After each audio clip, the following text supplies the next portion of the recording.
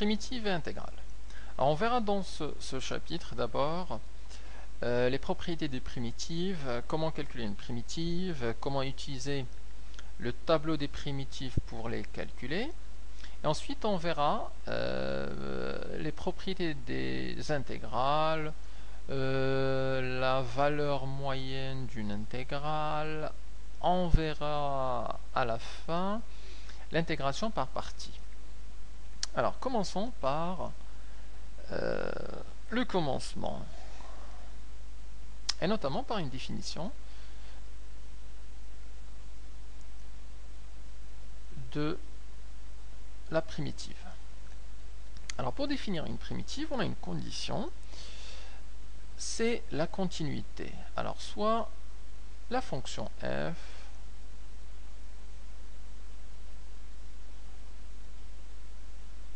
une fonction continue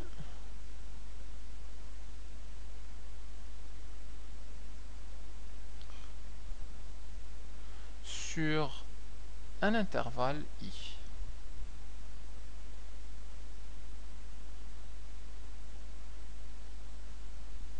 Un intervalle i qui appartient à R, inclus dans R. Alors, on dit que f admet,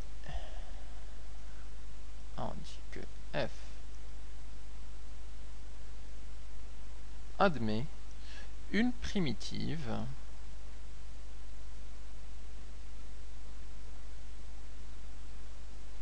notée grand F telle que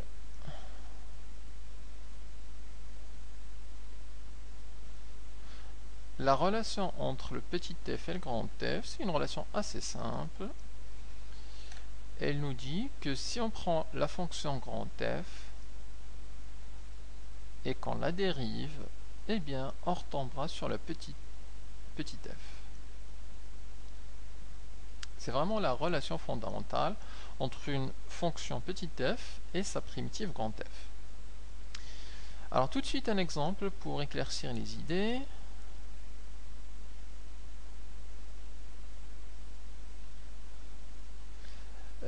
On considère la fonction f de x égale à 2x.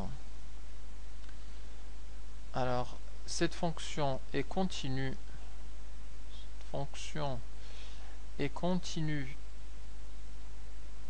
Sur R tout entière. C'est simplement une fonction linéaire 2x. Et puisqu'elle est continue sur R, alors admet une primitive.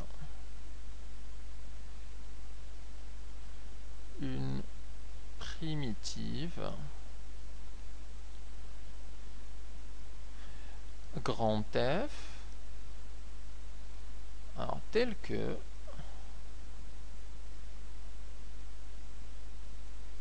on a grand F prime de x égale à petit f de x égale à 2x. Et donc là, on se pose en fait une question. Quelle est la fonction grand F qu'on a dérivée pour avoir le 2x? Non, la question, quelle est la fonction grand F qu'on a dérivée pour avoir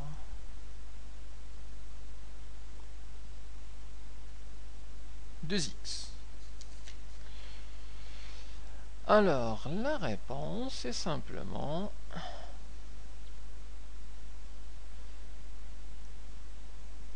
la fonction grand F de x égale à x au carré. On verra dans le détail comment obtenir ces fonctions primitives. Mais pourquoi celle-là est une primitive de 2x? Alors je vais ici le justifier, car si on calcule la dérivée de f de x, f' de x, si on prend le x carré et qu'on le dérive, eh bien, la dérivée de x au carré, c'est 2 fois x. Et 2 fois x, c'est notamment la fonction petit f de x. Donc, la fonction primitive de 2x, c'est bien la fonction x au carré, puisque si on prend celle-là, quand on la dérive, eh bien, on retombe sur nos pas et on a les 2x. Donc, on peut dire que la fonction grand f de x égale à x au carré est une primitive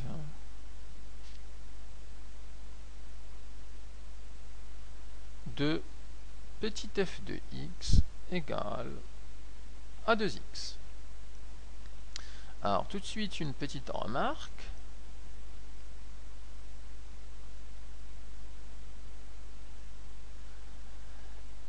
La fonction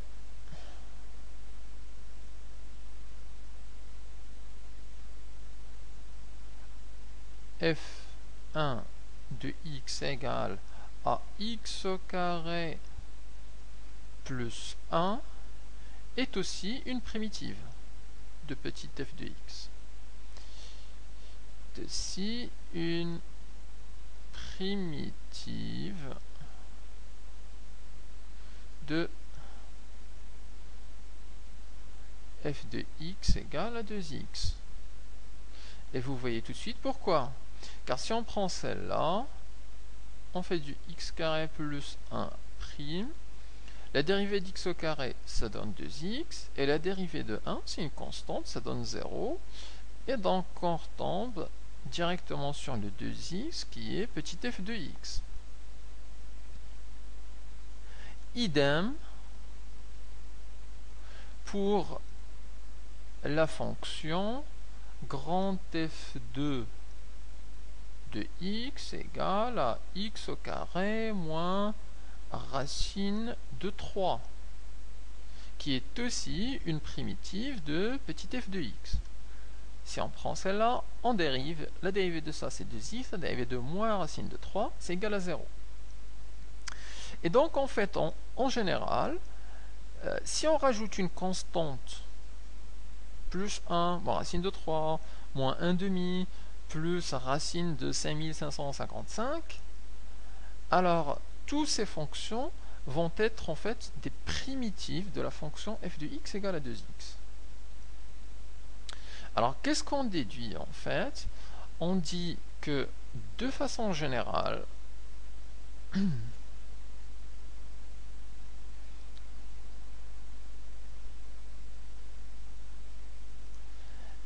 les fonctions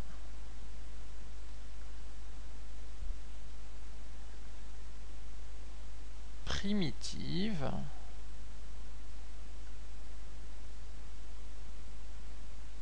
sont définies à une constante près.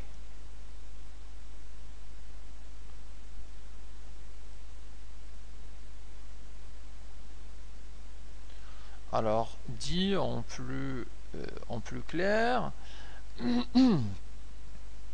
on dira que lors d'un calcul de primitive,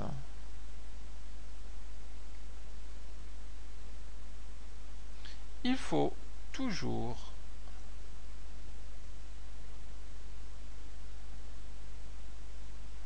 rajouter une constante réelle.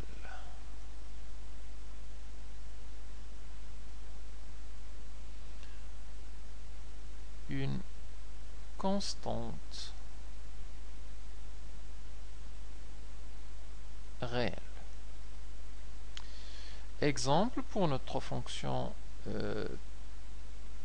2x, la primitive. On dirait que la primitive de 2x, c'est l'ensemble des fonctions x au carré plus c. On dira par exemple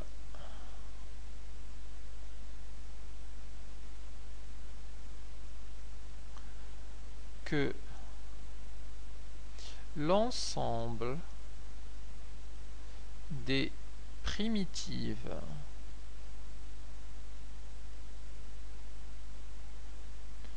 de f de x égale à 2x est grand F de x égale à x au carré plus une constante c, telle que cette constante, c'est une constante réelle. On prend c égale à moins 1,5, ça marche. On prend c égale à plus racine de 55, ça marche aussi. Donc, lors d'un calcul de primitive, on calcule d'abord la fonction qui est fonction de x. Ensuite, on rajoute à chaque fois une constante réelle pour prendre en compte cette petite remarque. Alors, passons maintenant aux propriétés des fonctions primitives. Alors, propriété.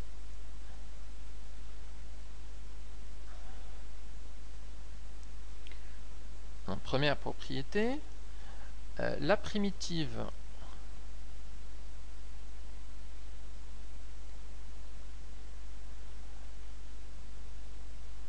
d'une somme de fonctions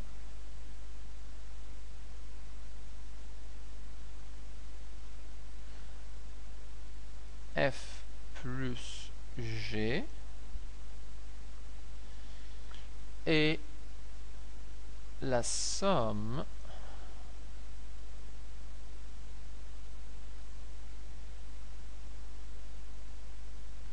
de la primitive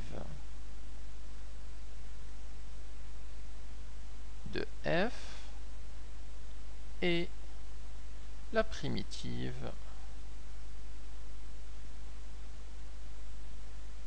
de g. Alors, je m'explique avec un petit exemple.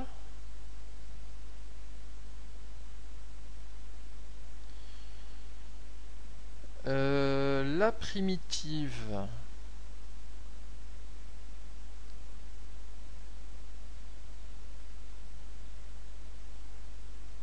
de f(h) de x égale